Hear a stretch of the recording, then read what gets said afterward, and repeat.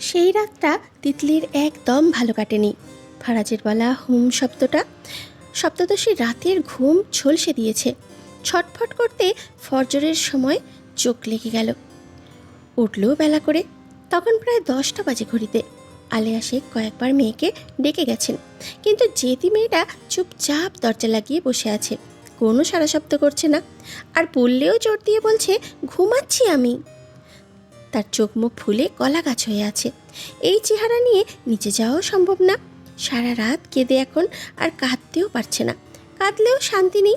চোখের পানি নাকের পানি এক হয়ে যায়, তারপরে আর নিঃশ্বাস নেওয়া যায় না। না, এভাবে আর ওই পাষাণ লোকের জন্য কেঁদে নিজেকে কষ্ট দেওয়া যায় না। ওই লোক তাকে কখনো বোঝেনি, ভালোবাসেনি, আর সে কত কিছু ভেবে এসেছে এতদিন। ফারাজ যখন তাকে জোর করে বলতো আমার দিকে তাকাও বলছি, আমি ডাকছি শুনছো না কেন, শাসনের মতো কথাগুলো শুনলে তুলতুলে ভালো লাগায় ভরে যেত বুকটা।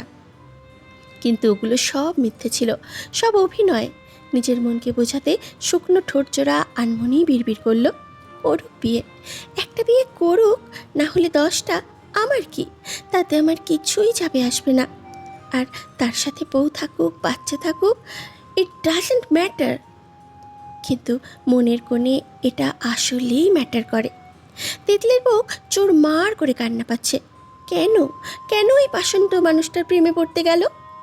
আচমকা দরজায় কেউ টোকা দিল। গলা ছেড়ে দিয়ে উঁচু আওয়াজে ডাকলো, তিতলি, রুম থেকে বের হচ্ছিস না কেন? ভাইয়ের কণ্ঠ পেয়ে মেয়েটা তৎক্ষণাৎ সোজা হয়ে বসলো। ভাবনা এলো এতক্ষণ দরজা বন্ধ করে বসে থাকলে নিশ্চিত বাড়িতে কোনো বড় কাণ্ড ঘটবে তাকে নিয়ে। মেয়েটা দীর্ঘ নিঃশ্বাস ফেলল। এমন কষ্ট এই 17 বছরের জীবনে কখনো পায়নি। গলা পরিষ্কার করে জোরালো গলায় ভাইকে বলল, তুমি চাও আমি আসছি ভাইয়া। অধৈর্য তুষার বোনের কথা শুনে দরজায় ধাক্কা দিয়ে স্রেফ বলল, তোর কি হয়েছে বলতো? কিছু না, ঘুম ভাঙছিল না ভাইয়া। আচ্ছা, তাড়াতাড়ি বেরিয়ে আয়। আর আওয়াজ আসলো না। ভাই চলে গেছে মনে হয়। তিতলি তাড়াহুড়ো করে ফ্রেশ হয়ে এলো। সিল্কি লম্বা চুলগুলোর ঝাঁটার মতো দশা। রাতে নিজে ইচ্ছে করেই চুল খুলে দিয়ে সামনে পেছনে ছড়িয়ে ভূতের মতো হয়ে কেঁদেছে। ওই লোককে সে কখনো ক্ষমা করবে না। নিজের মনকে বুঝিয়ে ঘরের বাইরে বেরিয়ে এলো। তারপর তিতলি সিঁড়ির সামনে এসে থেমে গেল। আলিয়া শেখ আর ফরিদা বানু নিজেদের মধ্যে কথা বলছেন। বিয়ের পরশু দিন তিতলি আবার দাদুর কথা শুনতে পেল, কালকে তেলের রাত হবে। আলিয়া শেখ ভাবুক হয়ে বললেন, সব কিছু খুব তাড়াতাড়ি হয়ে যাচ্ছে না আম্মা? ছেলেপক্ষ আর একটু সময় দিলে ভালো হতো। বেশি বুঝছো না বৌমা, বিয়ার মতো ফরজ কামে দেরি করতে নাই। যত তাড়াতাড়ি দন যাইব ততই মঙ্গল। তিতলিরেও তো বলা হয় নাই আম্মা। মেয়েটারে কি হয়েছে কি জানি, সকাল থেকে ডাকি শুধু, বলতেছে ঘুম চায়, আরেকবার ডেকে আসি। ইতিমধ্যেই তিতলি হেঁটে একদম মায়ের পিছনে এসে দাঁড়িয়েছে। মেয়েটার মস্তিষ্ক কাজ করা বন্ধ করে দিয়েছে। ভ্রুযুগল কুচকে রেখে অভিমানী গলায় বলল, আমি এসেছি, ডাকা লাগবে না। আলিয়া শেখ মেয়ের মুখশ্রী দেখে দাঁড়িয়ে ঘুরিয়ে ফিরিয়ে দেখতে লাগলেন। ভাবলেন মেয়ের মতিগতি তো ঠিক লাগছে না, চোখ লাল হয়ে আছে। একবার দেখে আবার সতর্ক চোখে চাইলেন তিনি। কী রে, চোখ দুটো অমন লাল হয়ে আছে কেন? ধরা পড়ে যাওয়ার মতো করে তিতলি আমতা করে বলল, কই না তো। আলিয়া শেখ মেয়েকে চেনেন, নিশ্চিত তার কাছে কোনো কিছু লুকাচ্ছে। তিনি সন্দেহ চোখে এগোতে নিতেই ত্রস্ত এক পা পিছনে সরল তিতলি। বলল, চোখে কি যেন পড়েছে আম্মু, তাই লাল হয়ে গেছে।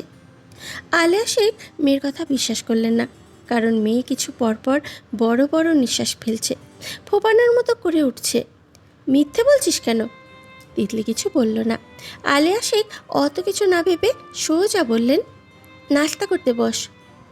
তিতলি বাধ্য মেয়ের মতো নাস্তা করতে বসে গেল। খাবার গলা দিয়ে নামছে না।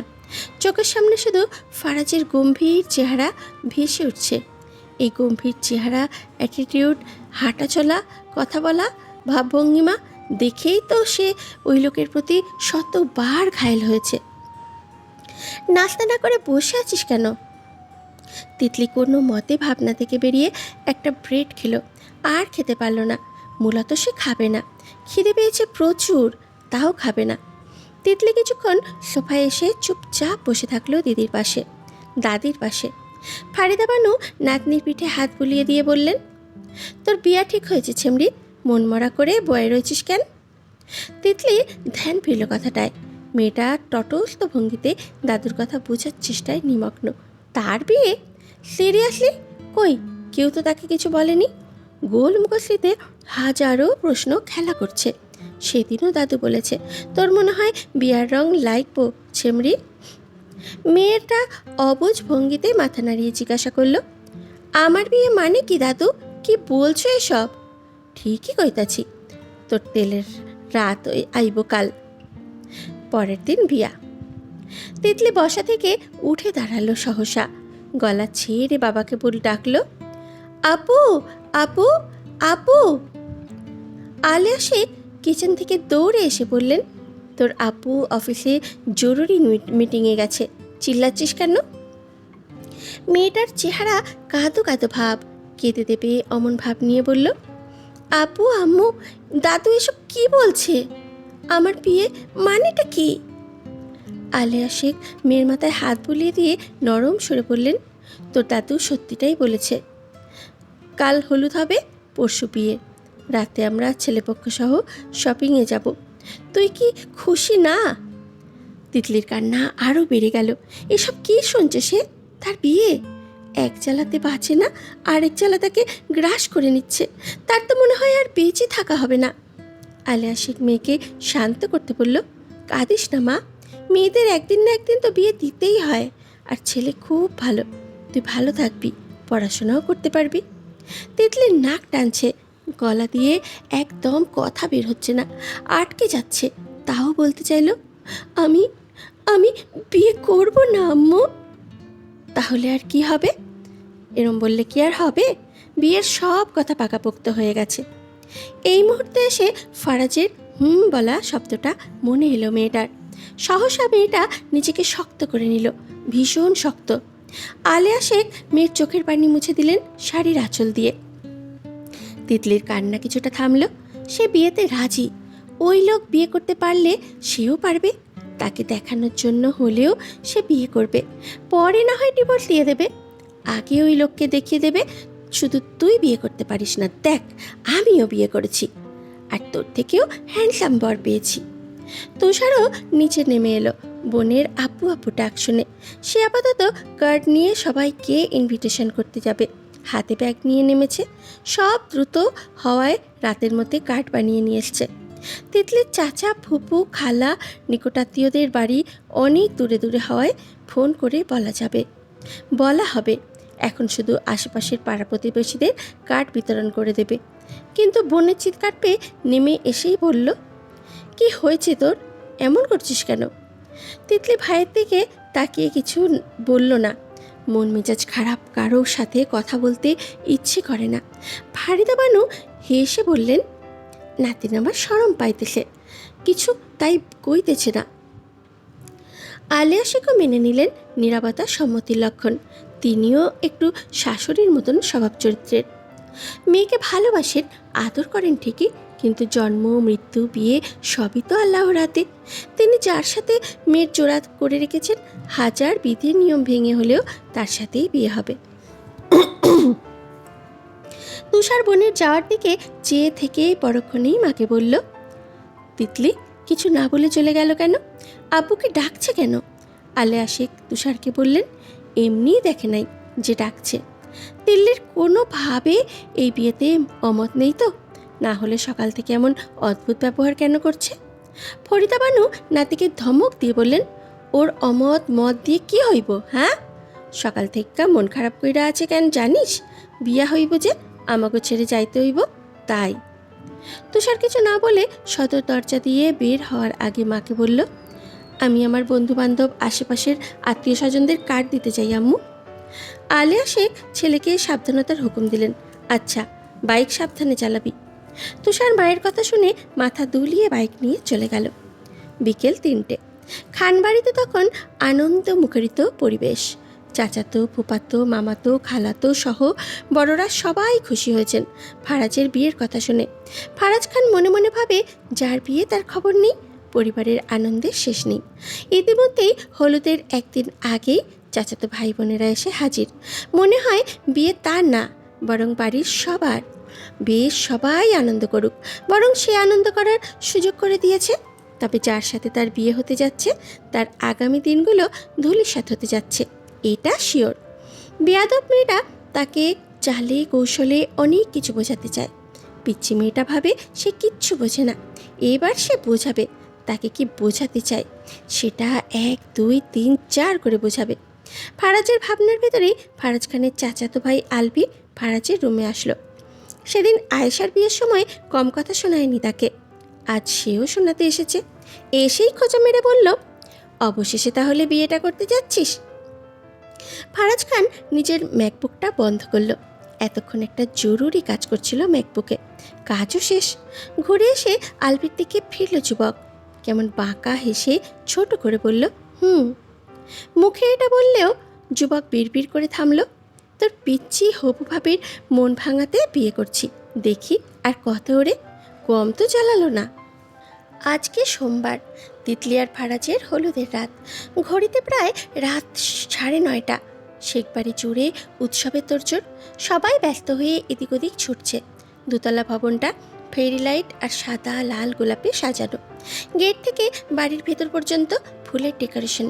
উঠোনের দুপাশে 2টা স্টেজ সাজানো হয়েছে, একটা নাচের আর একটা বিয়ের দিনের। বাবুর্চিরা উঠোনের একপাশে রাতের খাবার রাঁধতে ব্যস্ত। আয়োজনটাও বিশাল। একমাত্র মেয়ের বিয়েতে অনুষ্ঠানে তৌসিফ শেখ কোনো কমতি রাখতে চান না। অথচ এত আয়োজন যাকে ঘিরে, তাকে একটুখানি আনন্দও ছুঁতে পারছে না। 2 দিনের চঞ্চল মেয়েটা কেমন চুপ হয়ে গেছে, শুধুমাত্র নিজের মনের বিরুদ্ধে গিয়ে বিয়ে করছে। বর কে, কী করে, কোথায় থাকে, কিছুই কারো থেকে জানতে চায়নি। জানতে চাইলেও কেউ বলেনি। ফারাজের কোনো খোঁজ পায় না। এই মুহূর্তে এসে মেয়েটা বুঝতে পেরেছে আসলে সে এতদিন ভুল মানুষের পিছনে দৌড়েছে। সে ভাবত পাষাণ লোকটা একদিন তাকে বুঝবে, না, বুঝেনি। অভিমানী মেয়েটা মোবাইলের সিম কার্ড খুলে মোবাইল সহ ড্রয়ারে ফেলে রেখেছে। তিতলির বন্ধুবান্ধব সবাই এসেছে। নীতিরা তিতলির সাথে রুমে বসে আছে। পার্লার থেকে মেয়েরা হলুদের সাজ সাজাতে আসবে শুনে তিতলি কড়া কথায় বলে দিয়েছে, আমি নিধির হাতে সাজাবো। তাছাড়া নিধি অনেক ভালো সাজাতে পারে, কেউ না করেনি। নিধি, প্রেমা, স্মৃতি সহ বাড়ির সকল মেয়েরা হলুদ সবুজ রঙের মিশ্রণ শাড়ির সাথে হালকা মেকআপ করেছে, আর ছেলেরা একই রঙের পাঞ্জাবি পরেছে। নিধি তিতলিকে কখন থেকে এটা ওটা বোঝাচ্ছে। মেয়েটা শাড়ি পরতে যাচ্ছে না। শেষমেশ বোঝানোর জন্য বলল, মন খারাপ করিস না বেবি, শাড়ির কথা ভুলে যা। তুইও শাড়ির থেকে ভালো কাউকে পাচ্ছিস, নে শাড়িটা পরিয়ে দিই, আন্টি তাড়া করছে। বরপক্ষ থেকে মানুষ আসার আগেই তোকে রেডি থাকতে হবে। তিতলি তখন একটা সফেদ রঙা গ্রাউন পরে আছে। তাকে এখন হলুদের শাড়ি পরানো হবে। চোখের কোণে ভিজে ওঠা পানিগুলো মুছে নিয়ে ভাঙা গলা রিধিকে বলল, আমি কয়েকদিন পরেই ডিভোর্স দেব। বিয়েটা করছি শুধু ওই লোককে দেখানোর জন্য। কলেজেও আর যাব না। স্যার যদি কখনো আমার কথা জিজ্ঞেস করে, বলে দিস আমার বিয়ে হয়ে গেছে, বাচ্চাও হয়ে গেছে। তিতলির কথা শেষ হতেই নিধি, প্রিমা, স্মৃতি 3 জন চোখাচোখি করলো। কারো মুখে কোনো কথা নেই। পাত্রটা যে তাদেরই ফারাজ স্যার এটা ওরা জানে, কিন্তু তিতলি যেহেতু জানে না, তাই ওরাও জানাতে চাচ্ছে না। বললেই সারপ্রাইজ মাটি। থাক, মেয়েটা এখন কাঁদুক। পরে যখন জানবে বরটা ওর ফারাজ স্যার, তখন ডিভোর্সের ডও মুখে আনবে না, বরং খুশিতে 2 হাত তুলে লাফাবে, এটা নিশ্চিত। এটা ওরা হলপ করে বলতে পারে। নিধি তিতলির চোখের পানি মুছে দিয়ে আদুরে গলায় বলল, আচ্ছা বাবা, ডিভোর্স দিস, আগে শাড়িটা তো তাড়াতাড়ি পর। আমরাও তো ফারাজ স্যারকে আজ থেকে দেখতে পারবো না, মানুষটা তোকে বুঝলোই না একটু। তিতলি এবার কিছুটা চুপ হলো, কথা না বাড়িয়ে উঠে দাঁড়ালো। প্রিমা ওর মুখের দিকে তাকিয়ে বলল, মুখটা একটু ধুয়ায়, এই অবস্থায় সাজলে পেতনির মতো দেখাবে। কাঁদে কাঁদে কেঁদে কেঁদে চেহারার যা হাল করেছিস। তিতলি ওয়াশরুমে ঢুকলো। কাল সারাটা রাত ঘুম হয়নি। দাদুর টেবিল থেকে ঘুমের ট্যাবলেট ভেবে পেট খারাপের ওষুধ খেয়ে ফেলেছে। ফলাফল বিকেল থেকে 5 বার ওয়াশরুমে দৌড়। এখন ওষুধ খেয়ে একটু থেমেছে। ওয়াশরুম থেকে আসতেই নিধি, প্রমা, স্মৃতি 3 জন মিলে ওকে সাজাতে বসলো। হলুদ শাড়ি, মুখে মেকআপ সহ হলুদের জুয়েলারি দিয়ে সাজানো হলো। 30 মিনিটের মধ্যে কাজ শেষ করলো। নিধি তিতলিকে আয়নার সামনে দাঁড় করিয়ে মুগ্ধ চোখে তাকিয়ে রইল অনেকক্ষণ, কয়েক সেকেন্ড। তারপরে বলল, মাশাল্লাহ, আগুন সুন্দরী লাগছে রে তোকে, একদম লাভার মতো। প্রিমা দুষ্টু হেসে বলল, দুলাভাই যদি এই সাজে এখন তোকে দেখে কবুল বলার আগেই বাসর ঘরের প্ল্যান করে ফেলবে, গ্যারান্টি। নিধি তিতলির গাল টিপে দিয়ে বলল, আমাদের দুলাভাই কিন্তু খুব হ্যান্ডসাম, দেখিস প্রথম দেখাতেই প্রেমে পড়ে যাস না। এখন বসে বসে কাঁদছিস, পরশু যেন তোকে হাসতে দেখি একটু। তিতলি নাক টেনে শান্ত গলায় বলল, আমি কারো দিকে তাকাবো না, আমার মন প্রাণ সব একজন না পাওয়া পুরুষের নামে লিখে দিয়েছি, তার নামেই থাকবে সারা জীবন। হয়েছে, লেকচার বন্ধ কর। নিধি ফোনের ক্যামেরা অন করে বলল, এবার একটু হাসো তো বেষ্টু, একটা সেলফি তুলি। তিতলি ঠোঁটের কোণে জোরপূর্বক এক চিলতে হাসি টানল। যাই হোক, একটা পাথর হৃদয়ের ভালুকের জন্য নিজের বান্ধবীদের মন খারাপ করতে পারি না। এর মাঝেই সহসা তিতলির কাজিন হিমু বাহির থেকে ডেকে যাচ্ছে, আপু দরজা খোলো, বরপক্ষ থেকে ছেলেমেয়েরা এসে গেছে। তুষার ভাইয়া বলছে তিতলি আপুকে নিয়ে এখনই নিচে যেতে। স্মৃতি এসে দরজাটা খুলে দিল। হিমু মেয়েটা বেশ মিষ্টি, বয়স 14 হবে। স্মৃতি হেসে বলল, আমরা এখনই নামতাম, তুমি এসেছো, ভালো করেছো। ওরা সবাই তিতলিকে নিয়ে নিচে নেমে আসলো। নিচে আলেয়া শেখ সহ তিতলির চাচিরা, খালারা, মামিরা, ফুপুরা, ভাবিরা সবাই কাজে ব্যস্ত। বিয়ে বাড়ির কত কাজ করতে করতে ফজরের আজান দিয়ে দেয়, তাও কাজ শেষ হয় না। সবাই তিতলির সৌন্দর্যের প্রশংসা করল। বাড়ির সদর দরজা দিয়ে বের করা থেকে স্টেজে আসা পর্যন্ত সব কিছুর ভিডিও করা হলো। তিতলিকে স্টেজে বসানো হয়েছে অনেকক্ষণ হলো। বর থেকে যারা এসছে বরপক্ষ থেকে, তারা হলুদ লাগিয়ে কেক খাওয়াচ্ছে। অতঃপর ছবি তুলতে ব্যস্ত হয়ে গেল। ফটোগ্রাফার ক্যামেরায় ছবি তুলছে, তাও তিতলি কোনোভাবেই চোখ পড়ে তুলছে না, কারো কোনো কথা কানেই ঢুকছে না। তার মস্তিষ্ক অসাড় হয়ে আসছে। এই যে সে মনে প্রাণে একজনকে ভুলতে চাইছে, বাতিল করতে চাইছে মস্তিষ্ক থেকে, কিন্তু কোনো মতই পারছে না। স্টেজে বসেছে থেকে চোখের পাতায় ভাল্লুক ফারাজ ভাসছে, বায়ুমণ্ডলের ন্যায় ঘুরছে আশেপাশে। ঝিলিক, রূপসা, আয়েশা, অয়ন, আলফি, ফরহাদ, নিহাদ, সামিয়া, তাসফি, শাওন, লীলা সহ আরও বেশ কিছু ছেলেমেয়ে এসেছে বরপক্ষ থেকে। ঝিলিক তিতলির সাথে ছবি তুলতে এসে কোণে কোণে মজা করে ফেলল, কি ব্যাপার ভাবি, তুমি মন খারাপ করে বসে আছো কেন? একটু হাসো, ছবি তুলবো আমরা। তিতলির কানে কথাটা আদৌ গেছে কিনা কে জানে। সাউন্ড বক্সে ফুল ভলিউম যেভাবে গান বাজছে, বন্নে তেরা সাগর থুম থুম, নকরে তেরে হাজার থুম থুম, আজ শেষ তু সবসে সুন্দর, লাখো মে 1000 থুম থুম। সেখানে ঝিলিকের কথাটা বলাটা শুনবেও বাকি করে।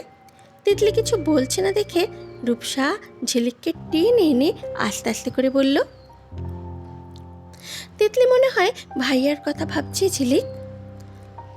ঝিলিক সন্দেহের গলায় চুপি চুপি বলল, আমার কি মনে হয় জানিস, ফারাজ ভাইয়া এতদিন তিতলির সাথে প্রেম করেছে।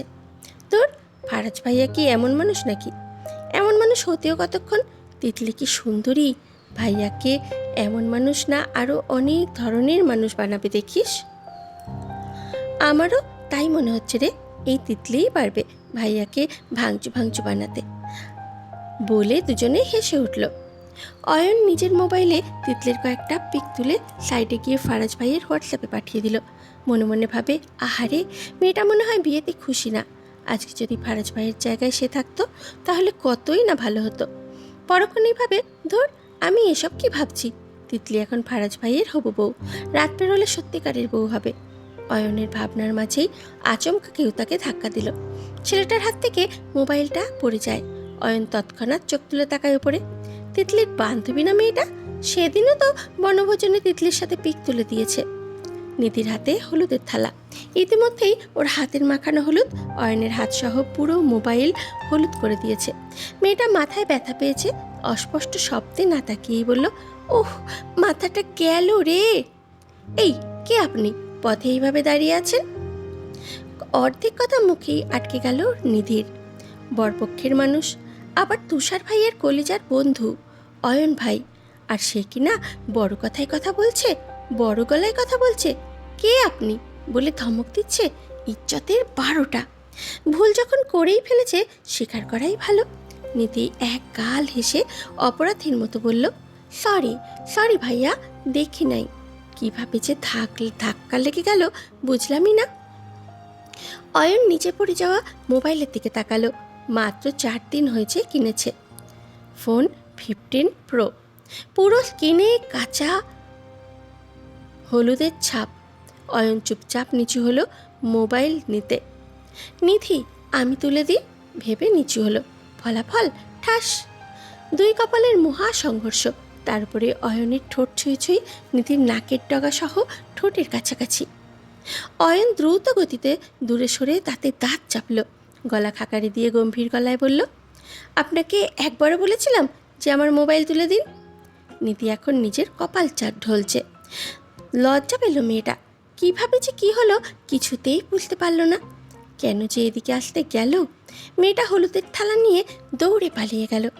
অয়ন ভ্রু কুঁচকে মনে মনে বলল, কার বান্ধবী দেখতে হবে না, অনেকটাই তিতলির মতো স্বভাব। অয়নের বুকে মোচড় দিয়ে উঠল সহসা। সে মোবাইল নিয়ে তৎক্ষণাৎ ত্রস্ত পায়ে সেই জায়গা ত্যাগ করল।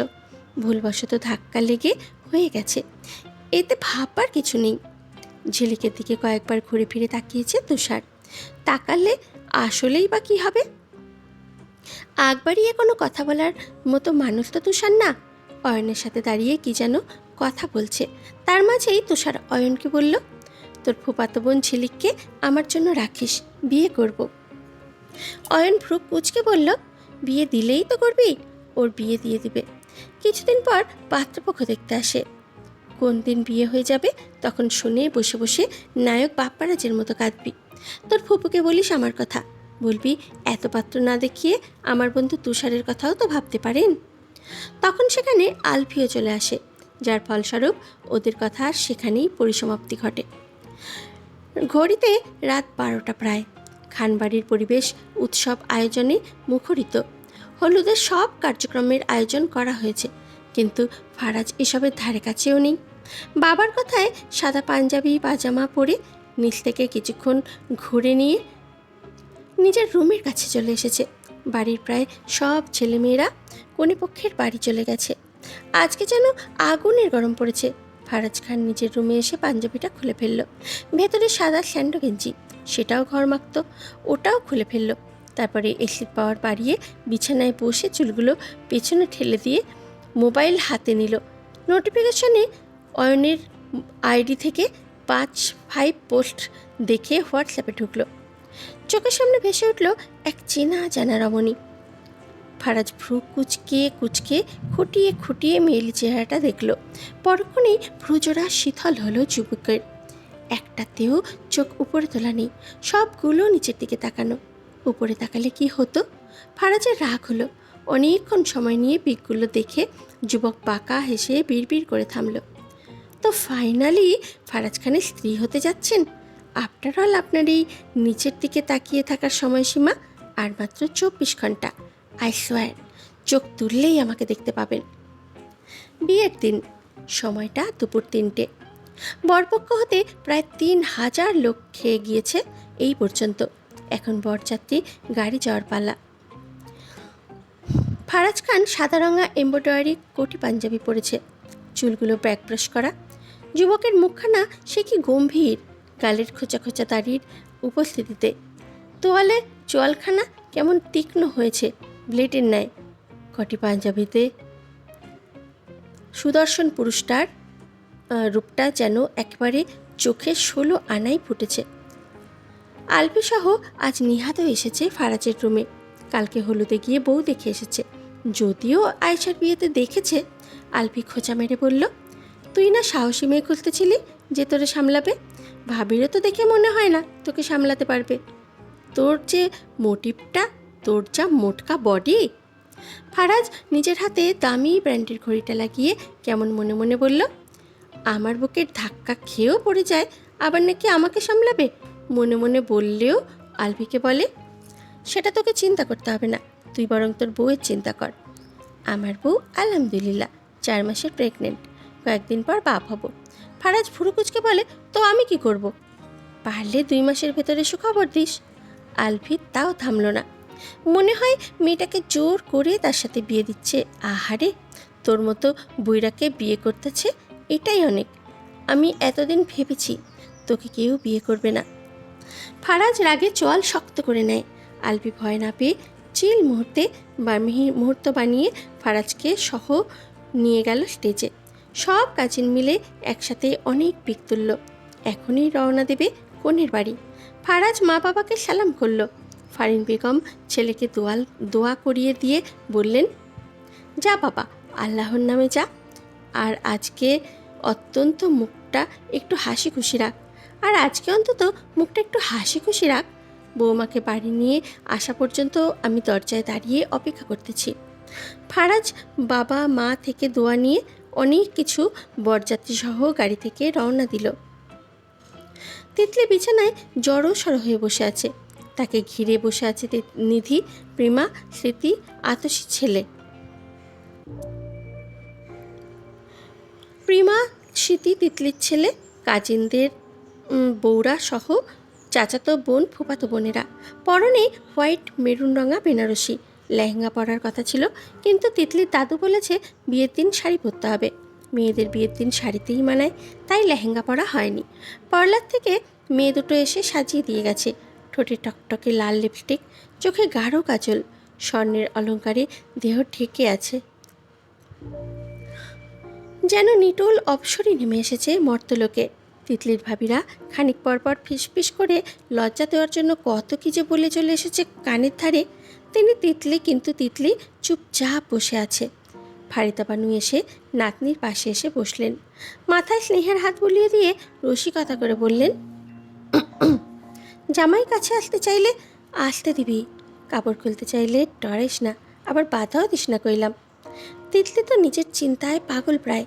সে খুব করে চাইছিল বিয়েটা ভেঙে যাবে, ফারাজ এসে বলবে এই বিয়ে হবে না। কিন্তু না, কিছুই তো হলো না। আসলে সে এসব ভাবে কিভাবে? লোকটা নিশ্চয়ই শুনছে তার আজ বিয়ে। তাদের তো কোনো প্রেমের সম্পর্ক ছিল না, তাহলে আসবেই বা কেন? তারপরে আবার দাদু এখন কী সব আজগুবি কথা বলতেছে, সে কেন কাপড় খুলবে? যেখানে বিয়েটাই মানে না, বাসরাত আসুক, সে সোজা বলে দেবে আমার ডিভোর্স চাই। তিতলির অযাচিত ভাবনার মাঝেই নিধি দ্রুত ফারুদা বেনুকে থামানোর চেষ্টা করে বলল, দাদু এসব কি বলেন? তিতলি লজ্জা পাচ্ছে তো। ফরিদা বানু হো হো করে হেসে উঠলেন।